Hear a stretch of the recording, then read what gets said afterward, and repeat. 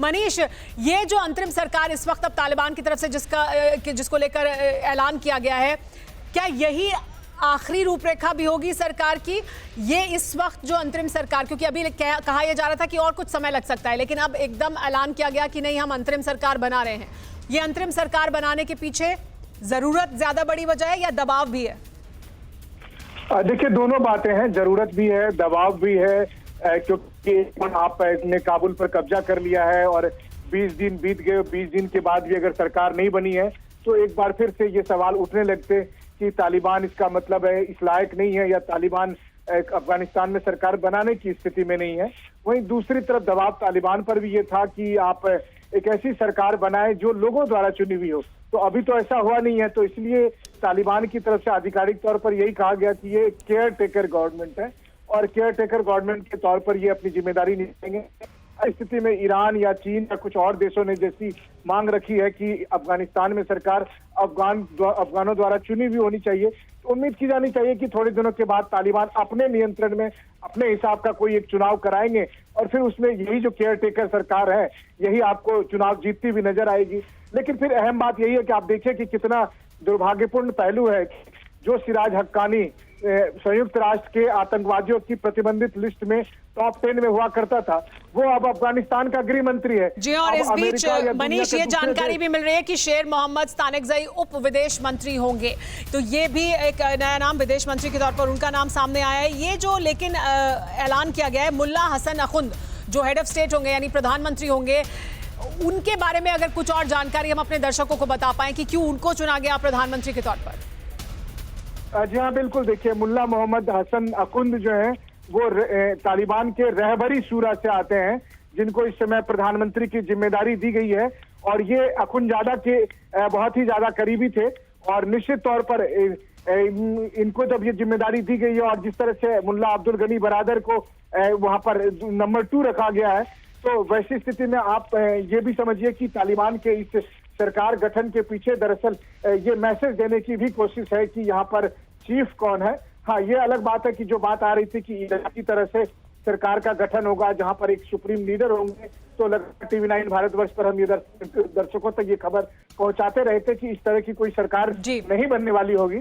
लेकिन जिस तरह से यहाँ पर सरकार का गठन किया गया है, सरकार में जो लोगों को जिम्मेदारी दी गई है, वैसी स्थिति में आप ये कह सकते हैं कि इस मामले में पाकिस्तान की भी बहुत हद तक चली है, तो पाकिस्तान का इस सरकार में कंट्रोल रहेगा। इसका एक एग्जाम्पल है कि जिस तरह का सरकार गठन किया गया है उसमें, और निश्चित तौर पर जो मुल्ला हसन को ये जिम्मेदारी दी गई है, प्रधानमंत्री पद की जिम्मेदारी दी गई है, तालिबान सरकार का चेहरा रहेंगे, तो एक तरह से ये एक मैसेज ये भी है कि जो सरकार का गठन होगा, सरकार का जो स्वरूप होगा वो धार्मिक होगा, ना कि एडमिनिस्ट्रेटिव होगा। क्योंकि ये बड़ी बात है, ये बड़ी बात जो आप कह रहे हैं कि जो तालिबान है और उसका जो रिलीजियस धड़ा है, जो धार्मिक मामलों को ज्यादा देखता है, उनका रिप्रेजेंटेशन मतलब उनको ऊपर रखा गया है क्योंकि उनको प्रधानमंत्री का पद दिया गया है। हमारे साथ सुमित भी जुड़े हुए हैं, उनसे भी इसके बारे में और बात करते हैं। सुमित, प्रधानमंत्री के लिए चुना गया है मुल्ला हसन अखुंद को, क्या इसकी यही वजह है या आप इसमें और कुछ हमें जानकारी दे सकते हैं हमारे दर्शकों के लिए कि क्यों इनका नाम चुना है तालिबान ने अभी जो अंतरिम सरकार है उसमें प्रधानमंत्री के तौर पर? देखिए, इनके लिए सबसे बड़ा इंपॉर्टेंट ये था कि अखुंदजादा, जिनको हम कहते हैं कि जो रिलीजियस इनके जो बॉडी है उनके सबसे बड़े हेड थे, उन्होंने भी इनके नाम को हेड किया था। लेकिन इंपॉर्टेंट ये है कि इनके जो तालमेल है, ना सिर्फ इनका जो रिलीजियस विंग है जिसके बेसिस के ऊपर तालिबान को खड़ा किया गया था उससे बहुत ज्यादा क्लोज है। एक फिक्शन की बात आई थी, आपको याद होगा सुमेरा की एक कंफ्लिक्ट आ गया है तालिबान के बीच में ही, तो कई नामों को लेकर सहमति नहीं बन पाई थी। लेकिन ये देखने की कोशिश की गई कि ऐसे नामों को इसमें इंक्लूड किया गया है जिसमें दोनों धड़ों को फिर दोनों तरफ के लोगों को, खासतौर पर चाहे बरादर ग्रुप हो चाहे वो दूसरे ग्रुप हो, हक्कानी ग्रुप हो, उनकी सहमति इस पर बनी। तो यही वजह है कि मोटे तौर पर जो हसन है उनको उनके नाम को इंक्लूड किया गया है। और अभी देखना ये होगा कि आखिरकार वो सरकार चलाने में अभी जो इंटरिम सरकार है उसके जो चैलेंज है उनको फेस करने में कितनी जाहिर सी बात है उससे कैसे निपटते हैं। लेकिन मनीष, देखिए, प्रधानमंत्री चुना गया है मुल्ला हसन अखुंद को, उनके साथ उप प्रधानमंत्री हैं मुल्ला बरादर और सेकंड जो डेप्यूटी हैं, यानी 2 डेप्यूटी प्रधानमंत्री चुने गए हैं, एक मुल्ला बरादर है, एक मौलवी हनफी हैं।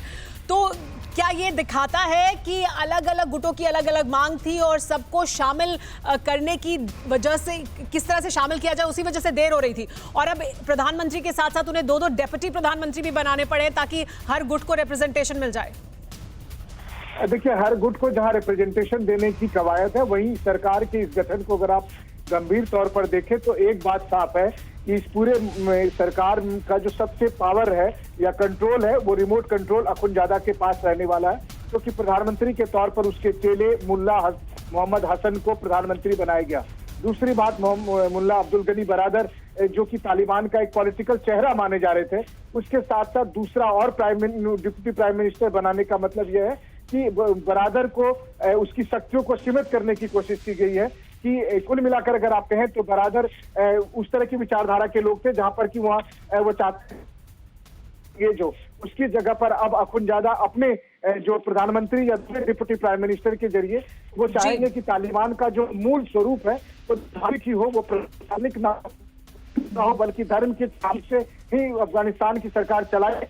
कम से कम मुझे तो यानी तालिबान के जो प्रमुख हैं उनका कंट्रोल रहे, और उनका कंट्रोल दिख रहा है इस वक्त जो ये अंतरिम सरकार बनाई जा रही है उसमें भी साफ तौर पर। हमारे साथ शंकर प्रसाद जी जुड़ गए हैं, उनसे इस पर और ज्यादा जानकारी लेते हैं। शंकर प्रसाद जी, बहुत शुक्रिया हमारे साथ जुड़ने के लिए, डिफेंस एक्सपर्ट। शंकर प्रसाद जी, ये जो सरकार का गठन अभी हुआ है, अंतरिम सरकार का, इसको जब आप पहली नजर में देखते हैं तो क्या आपको समझ में आता है? दरअसल तालिबान की तरफ से क्या कोशिश की गई है इस सरकार के ऐलान के साथ? इससे 2 बातें मेरे को बड़ी क्लियर नजर आ रही है। पहली ये कि पाकिस्तान का इसमें बहुत भूमिका रही है, क्योंकि वो चाहते हैं कि यहाँ बिल्कुल जलाद सरकार बने जिससे वो कंट्रोल कर सकें, जिससे यहाँ पे वो जिस तरह से शरीयत चलाना चाहते हैं, इस्लामिक शरीयत को चलाना चाहते हैं, वो चले। जो बरादर साहब की सरकार बन रही थी वो ऐसा लगता था कि शायद ऑल एनकम्पसिंग होगी, शायद कंसिलेटरी होगी, शायद थोड़ी सी बदलाव होगी उसमें। लेकिन सबसे इंटरेस्टिंग बात इससे ये नजर आ रही है मुझे कि जो मैं कई दिन से कह रहा हूँ कि जब तक कि एक मिली जुली कोalition गवर्नमेंट नहीं बनेगी जिसमें सब लोग मिलाकर जाएगी, तब तक ये सरकार चलने वाली नहीं है। जो ये सरकार आज ऐलान किया है, मुझे नहीं लगता कि ये सरकार बहुत अरसे तक चल पाएगी, क्योंकि पहली बात तो हुआ नहीं है, नॉर्दर्न अलायंस काफी हद तक अभी तक इंटैक्ट है। उसके साथ साथ तुर्कमेनिस्तान, उज्बेकिस्तान और भी कई देश हैं जो उसमें कुछ ना कुछ भूमिका जरूर निभाएंगे। तो ये सरकार जो आज बनी है, ये मैं समझता हूँ जल्दबाजी में बना दी है इन्होंने। एक तरफी सरकार बन गई है। एक तरफी सरकार आज तक कभी हिस्टोरिकली अफगानिस्तान में चली ही नहीं है। इसमें ताजिक को शामिल करना पड़ेगा, इसमें उज्बेक को शामिल करना पड़ेगा। इसमें ये बड़ी बात आप कह रहे हैं शंकर जी कि सबको शामिल करना पड़ेगा। हालांकि तालिबान अभी कह रहा है कि अस्थायी है, लेकिन स्थायी सरकार फिर कैसी होगी उसकी रूपरेखा बनाने में समय क्यों लग रहा है, इसको लेकर लगातार सवाल जरूर उठ रहे हैं। परवाह देश की, सोमवार से शुक्रवार रात 10 बजे TV9 भारतवर्ष पर।